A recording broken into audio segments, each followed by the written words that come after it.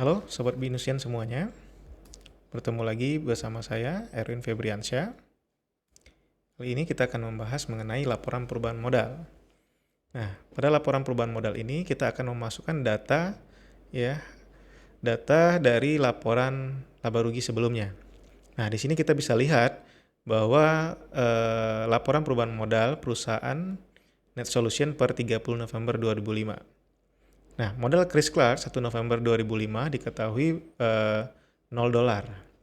Investasi pada 1 November ini berkaitan dengan soal sebelumnya, yaitu $25.000. Kemudian ada laba bersih untuk November itu 3.050. Ya, jadi 25.000 plus 3.050 totalnya adalah 28.050. Nah, kita ketahui bahwa dari soal sebelumnya ada penarikan pribadi atau prive itu senilai 2.000. Ya. Jadi totalnya sekarang adalah posisi modalnya adalah 26.050. Ya.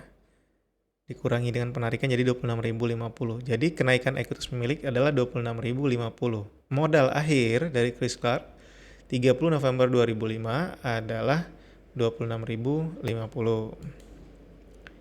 Nah, 3.050 ini dapat dari mana? Itu dari laporan laba rugi sebelumnya.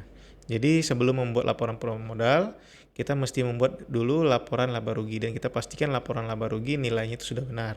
Baru masukkan ke laporan perubahan modal. Nah, 26.050 atau modal akhir dari Clearstart 30 November 2005 ini akan kita masukkan ke laporan neraca atau laporan posisi keuangan.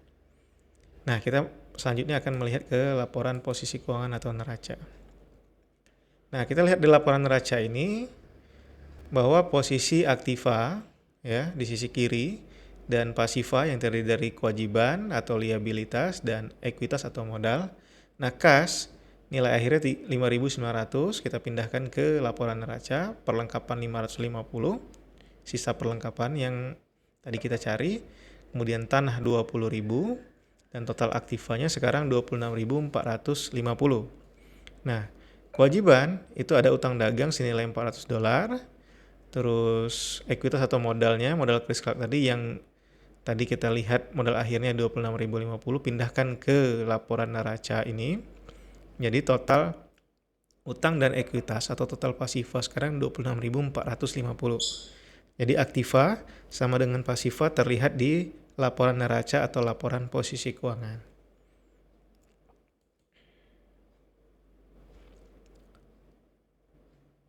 Nah, ini tadi ya terlihat bahwa dari laporan perubahan modal kita masukkan 26.050.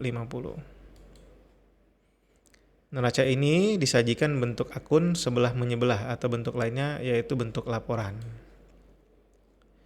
Nah, laporan arus kas. Di sini kita ingin buat laporan arus kas. Laporan arus kas di sini terdiri dari 3 aktivitas. Yang pertama aktivitas operasi, aktivitas investasi, dan arus kas bersih dari aktivitas pendanaan. Nah, kita lihat di sini kas yang diterima dari pelanggan itu 7.500 dikurangi pembayaran untuk beban dan pembayaran kepada kreditur senilai 4.600. Totalnya sekarang 2.900 arus kas bersih dari aktivitas operasi. Kemudian kita lihat di sini arus kas dari aktivitas investasi. Pembayaran kas untuk pembelian tanah. Nah, pembelian tanah di sini dihitung sebagai kegiatan atau aktivitas investasi senilai $20.000. Nah, ini akan mengurangi nantinya. Dalam kurung artinya berkurang ya. Kemudian arus kas dari aktivitas pendanaan. Nah, kas itu diterima dari investasi pemilik ya, senilai 25.000, kemudian dikurangi penarikan kas oleh pemilik atau prive senilai 2.000. Jadi totalnya arus kas bersih dari aktivitas pendanaan itu 23.000. 2.900 ya sebelumnya, kemudian ditambah 23.000 dikurangin 20.000, hasil akhirnya adalah arus kas bersihnya dan saldo kas 30 November 2005 yaitu $5.900. Sama dengan saldo kas neraca.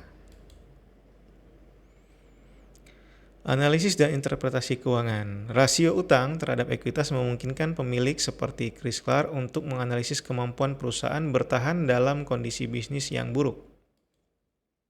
Rasio utang terhadap ekuitas, total kewajiban dibagi dengan total ekuitas.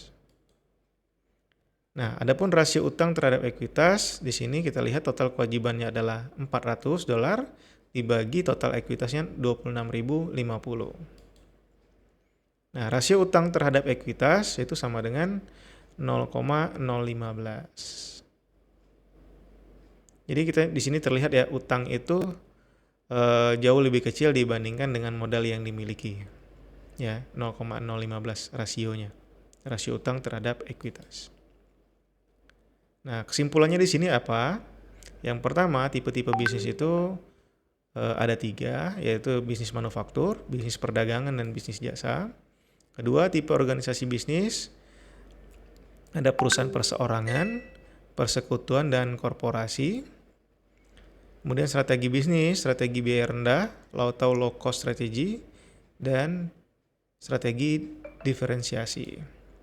Keempat, ada rantai nilai. Rantai nilai itu terdiri mulai dari input, proses, kemudian output, serta nanti memberikan customer value. Yang kelima, bisnis stakeholders.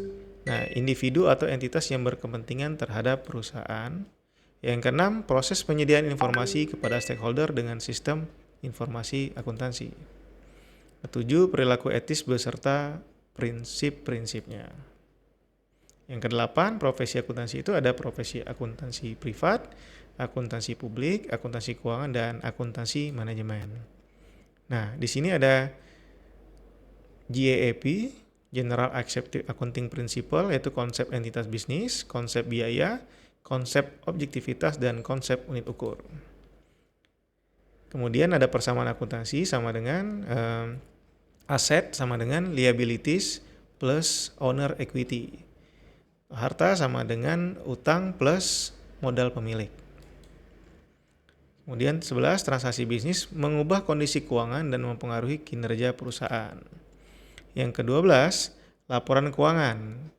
Laporan keuangan terdiri dari laporan laba rugi, laporan perubahan modal, laporan neraca atau laporan posisi keuangan, dan laporan arus kas.